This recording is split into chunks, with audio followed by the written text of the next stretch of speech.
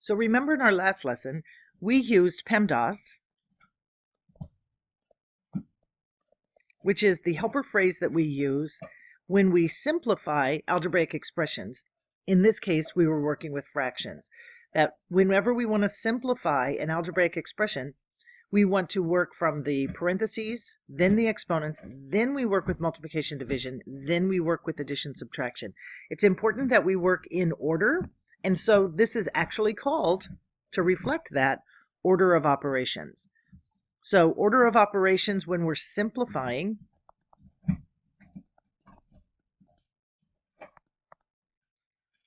expressions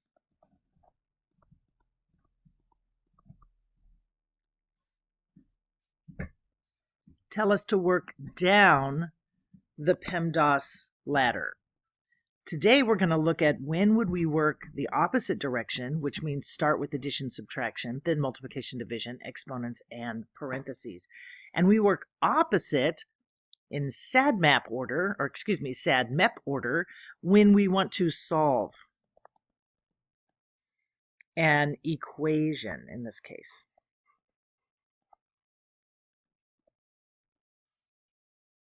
So let's do a quick example with integers, not fractions, so it's easier to work with.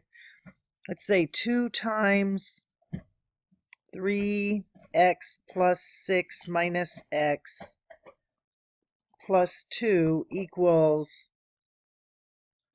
3 minus 1. Okay, well, let's break down what we're working with.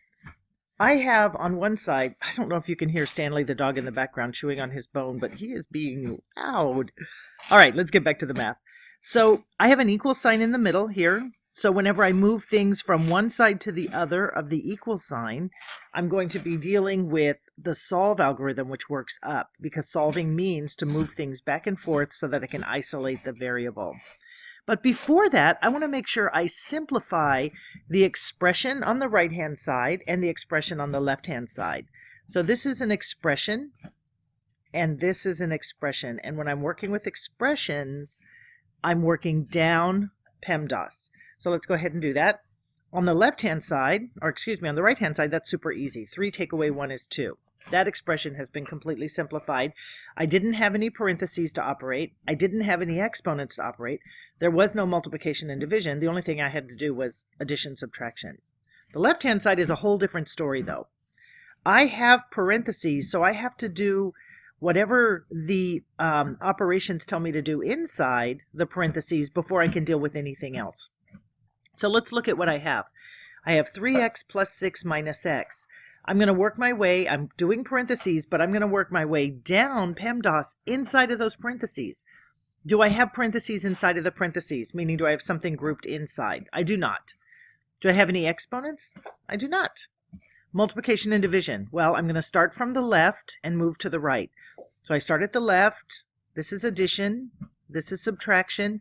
I don't have any multiplication or division, but I do have addition and subtraction, and I want to work in the order from left to right. So first, 3x plus 6. I can't do anything with that, but 3x plus 6 minus x, I can combine the 3x and the negative x. These are like terms, and I end up with a 2x. I'm finished with that. I'm finished with that. There's still a plus 6. And I have to bring down my plus 2 and the 2 out front that I'm multiplying by. All right, so that's my first step, and now I start completely over.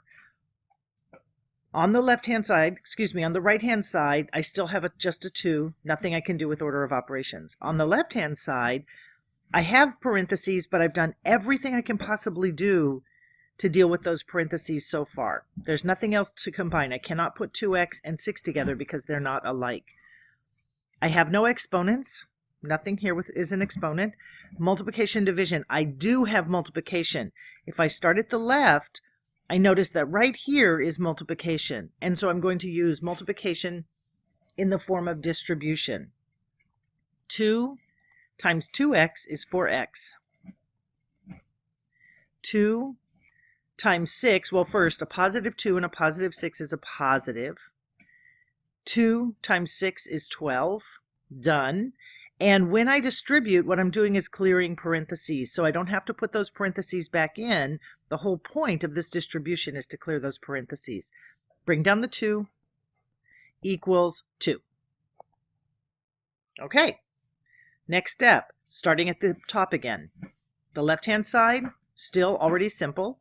The right-hand side, I have no parentheses anymore. I have no exponents. I have no multiplication or division anywhere in this problem, but I do have addition, subtraction, so I'm going to combine. I start at the left. I have 4x plus 12. Well, I can't combine the 12 and the 4x, so I have to just skip that. But I can come to the next plus sign, which is 12 plus 2. I can do 4x, 12 plus 2 is 14, equals 2. So now I've combined all those terms, and notice the left-hand side is now completely simple. Nothing else can be done. No parentheses, no exponents, no multiplication, division, no addition, subtraction. The right-hand side, same thing. So now I'm going to come around. I've simplified the left. I've simplified the right. I'm going to come around the corner, and I'm going to solve. And the reason we use SADMEP or PEMDAS backwards is I have a bunch of things to move. Remember, the goal is to get x over here by itself equals everything else is on the other side, which means I have to move a 14 over to this side and I have to move a 4 over to this side. But which one do I move first? Well, that's where SADMEP comes in. If I move the 4 first, I will have broken a rule because 4 is connected to the x by multiplication, but 14 is connected to the x by addition. And notice when I SADMEP, I have to do the addition and subtraction parts first. So I'm going to take whatever addition subtractions I have and move those to the other side first.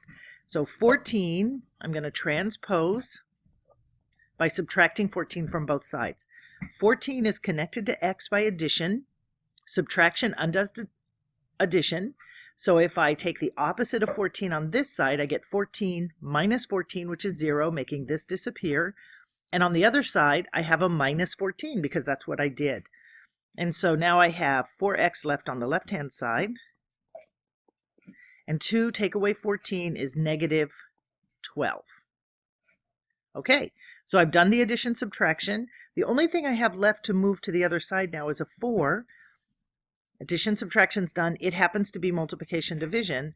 I'm going to change this 4 or transpose this 4 by recognizing that 4 is connected to x by multiplication. The thing that undoes multiplication is division, so I can undo the multiplied 4 by turning it into a divided 4 on the opposite side. And so if I simplify this, I get, notice I'm simplifying again, right? I have x all by itself on this side. And on this side, I look, do I have parentheses? No. Do I have exponents? No. Do I have multiplication division? Yes. Negative 12 divided by 4 is negative 3. And no addition subtraction because I am finished, and that is a totally completed problem. Okay, let's do an example with a fraction. So let's say 1/4. I'm going to make the problem look like this stage, okay, so that we're not going to start with something really big and ugly with fractions first. We're going to start with something really simple. So I'm going to make it look like this. So 1/4 x plus 1/2 equals, well, let's say it equals 3. Okay, let's see what we end up with. I look on this side to see if I'm completely simple, right? Parentheses, exponents, multiplication, division, addition, subtraction. There's nothing I can do here. It's just a number. So I move to the left-hand side. There are no parentheses. There are no exponents. Multiplication, division. There's a multiplication right here, but this is really just a number. 1/4 x, remember, is just a term in a binomial. And then addition, subtraction, I have that. So I have that, but I can't combine 1/4 x to 1/2 because 1/4 x is different than 1/2. They're not like terms.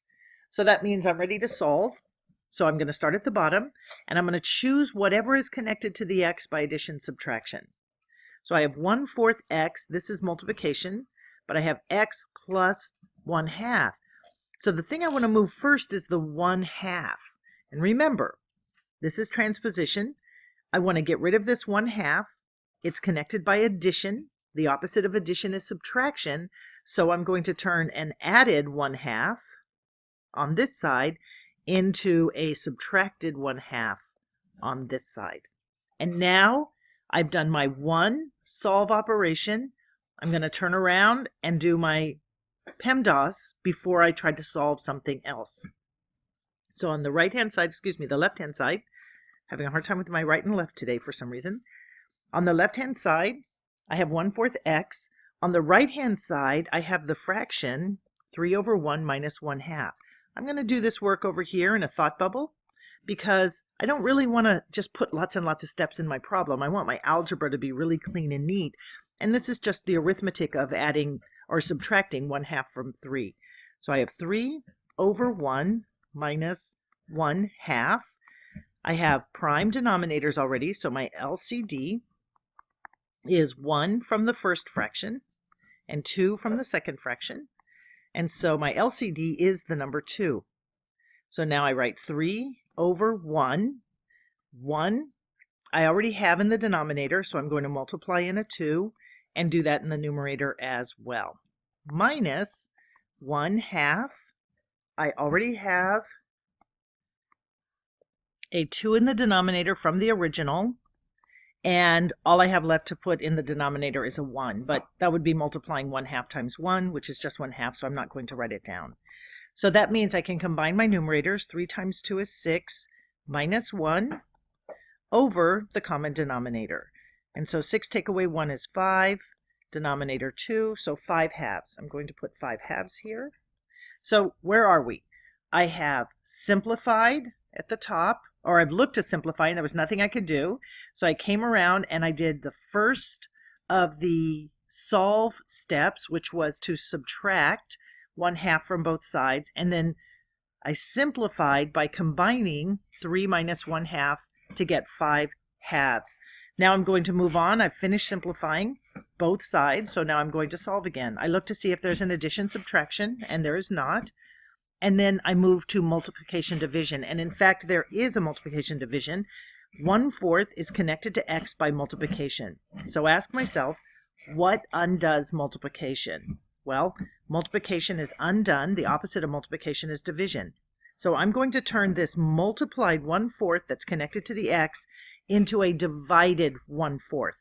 And I can do that either way. I could draw a double fraction bar and write 1/4, or I could write division 1/4. You choose whichever one you like the best. I happen to like the double fraction bar, even though it takes up a lot of room. I just think it's easier to keep clear what I'm working with. So I'm going to continue simplifying on this side. Well, no, I think I'll work down here. So x, this side is complete. I have x all by itself. All I have to do is simplify this side. 5/2 divided by 1/4 is the same thing as 5/2 times, flip the 1/4, 4/1, and always simplify if you can before you do your multiplications. And I notice that this is going to be 5 times 4 in the numerator and 2 times 1 in the denominator. 2 is a factor of the denominator that if I divide by 2, I get 1. 2 is also a factor in the numerator that if I divide 4 by 2, I get 2. So now I can combine these. 5 times 2 is 10/1, which means x equals 10. And that's all there is to it. You use the same steps that you use when you're solving equations with pretty integer numbers. The same thing you do here, you're going to do over here. Except you have to use all the rules that are special to fractions. When I'm adding two integers together like I did here, 2 minus 14, I didn't have to find a common denominator because it wasn't a fraction.